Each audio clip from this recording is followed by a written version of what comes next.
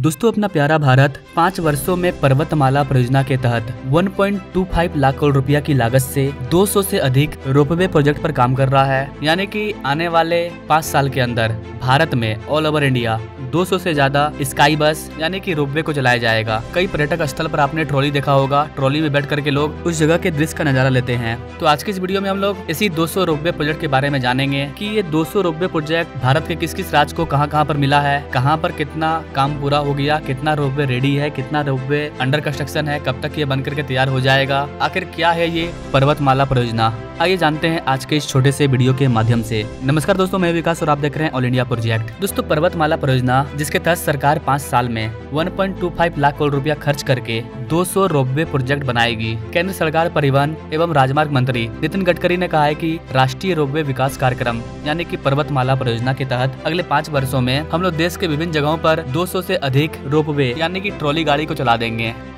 हमने 1,25,000 करोड़ के 200 project identify किए हैं और ये संख्या और करीब 400 प्रोजेक्ट बढ़ सकते हैं।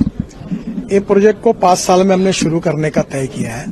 गडकरी ने रोपवे को आर्थिक रूप से व्यवहार बनाने और समग्र परियोजना लागत को कम करने पर जोर दिया है। देश भर में मजबूत रोपवे नेटवर्क की स्थापना को बढ़ावा देने के लिए उन्होंने सार्वजनिक निजी भागीदारी यानी कि पीपीपी मॉडल को प्रोत्साहित किया है। नितिन गडकरी ने पहाड़ी क्षेत्रों में पर्यटन को बढ़ावा देने और शहरी सार्वजनिक परिवहन के एक उपयुक्त साधन के रूप में रोपवे की क्षमता पर चर्चा की है। मतलब कि आपने देखा होगा जम्मू कश्मीर, केदारनाथ, बहुत ऐसा जगह है जहाँ पर ट्रॉली बॉक्स को चलाया जाता है। उसके अंदर लोग बैठ करके बड़े बड़े पहाड़ों की यात्रा करते हैं। अब इसी चीज को शहरों में भी चलाया जाएगा, जैसे कि वाराणसी हो गया, उज्जैन हो गया। इन जगहों पर काफी ज्यादा भीड़ होता है। तो यहाँ पर क्या किया जाएगा कि इसी रोपवे के जरिए लोगों का आन जान किया जाएगा। नीचे गाड़ी चलेगी, ट्रॉली बस के द्वारा बिना ट्रैफिक के आप एक जगह से दूसरी जगह पर जा पाएंगे और इसका किराया भी काफी कम होगा। तो खासकर जहाँ पर ज्यादा टूरिज्म आता है वहाँ पर सबसे पहले इसको चलाया जाएगा।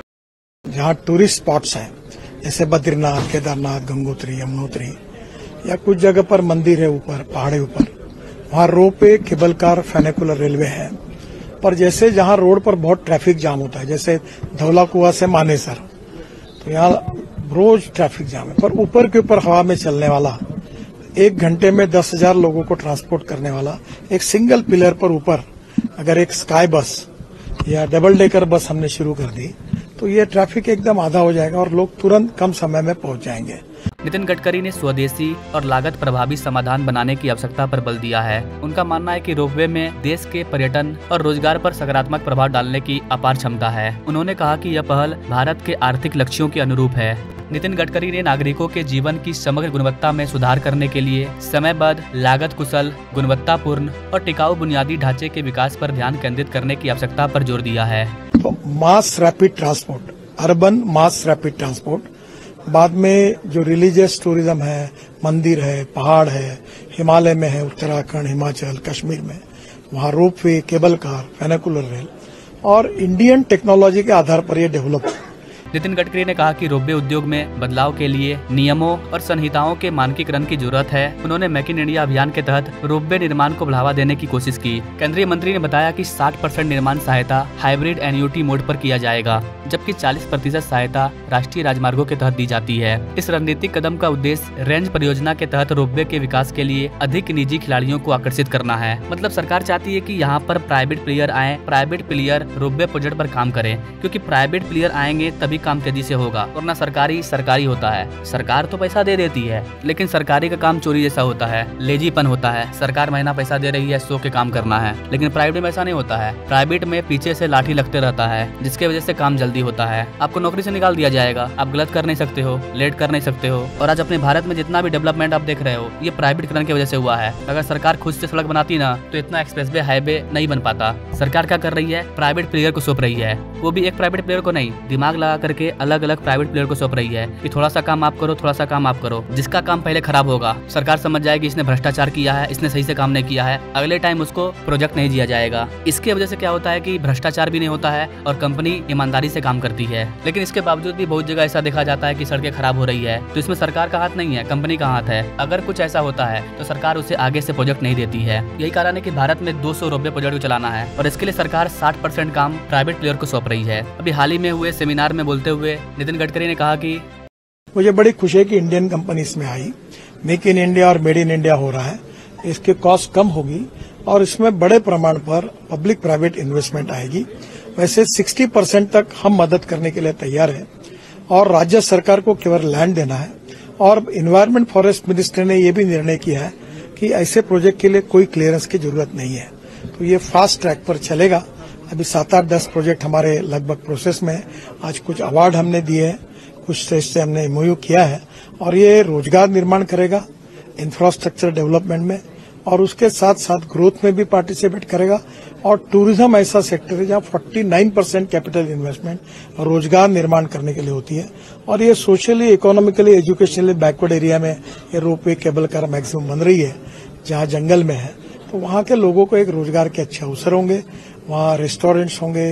अब थोड़ा सा बात कर लेते हैं कि ये जो 200 रोपवे प्रोजेक्ट है ये भारत के किन किन राज्यों को मिला है, किन किन राज्यों में कितने रोपवे प्रोजेक्ट पर काम किया जा रहा है। दोस्तों, भारत का जो पहला रोपवे था उसको बिहार के राजगीर में चलाया गया था, बट आज के टाइम में भारत के प्राय राज्य में आपको एक न एक ट्रॉली बॉक्स यानी कि रोपवे देखने को मिल जाएगा। आंध्र प्रदेश, अरुणाचल प्रदेश, असम, गुजरात, हरियाणा, हिमाचल प्रदेश, जम्मू और कश्मीर, झारखंड, मध्य प्रदेश, ओडिशा, राजस्थान, सिक्किम, उत्तराखंड, उत्तर प्रदेश, पश्चिम बंगाल, इन राज्यों में आपको कई सारे रोपवे देखने को मिल जाएंगे। लेकिन ये जितने भी रोपवे हैं इन सबको पहाड़ी माउंटेन क्षेत्र में बनाया गया है। लेकिन अब जो रोपवे बन रहा है उसे शहर में बनाया जाएगा, जैसे कि वाराणसी रोपवे को पूरा वाराणसी शहर में चलाया जाएगा। अब अगर बात करें कि पर्वतमाला परियोजना के तहत 200 रोपवे प्रोजेक्ट को जो भारत में चलाया जाना है उसमें से कहां काम स्टार्ट हो चुका है, तो आपको बता देगा इसकी उत्तराखंड में आपको गौरीकुंड से केदारनाथ के बीच में रोपवे देखने को मिलेगा। उसके बाद गोविंद घाट से हेमकुंड साहिब तक रोपवे प्रोजेक्ट पर काम चल रहा है। इसके अलावा आपको अमरनाथ में, कामाख्या में, केदारनाथ में, महाकालेश्वर टेम्पल में, इस तरह के टोटल 30 रोपवे प्रोजेक्ट हैं जिसको कि आइडेंटिफाई किया जा चुका है। रोपवे प्रोजेक्ट पर जल्दी काम स्टार्ट होने वाला है। कई जगह काम चल रहे हैं, जैसे कि वाराणसी हो गया। अगर शहरों की बात करें तो आपको अरुणाचल प्रदेश में रोपवे देखने को मिलेगा। Sabarmati river front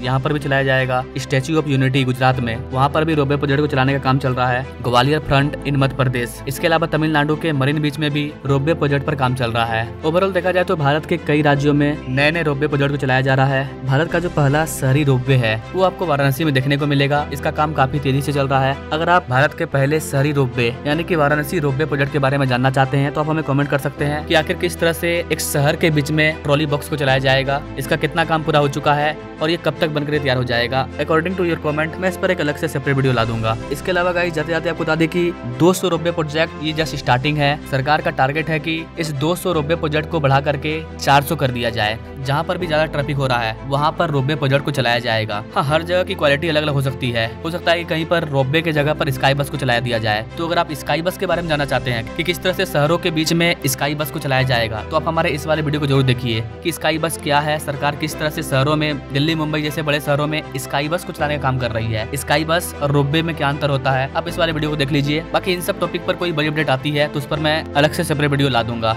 now thanks for watching. मिलेंगे नेक्स्ट वीडियो में एक नए इंटरेस्टिंग प्रोजेक्ट के साथ। तब तक के लिए जय हिंद।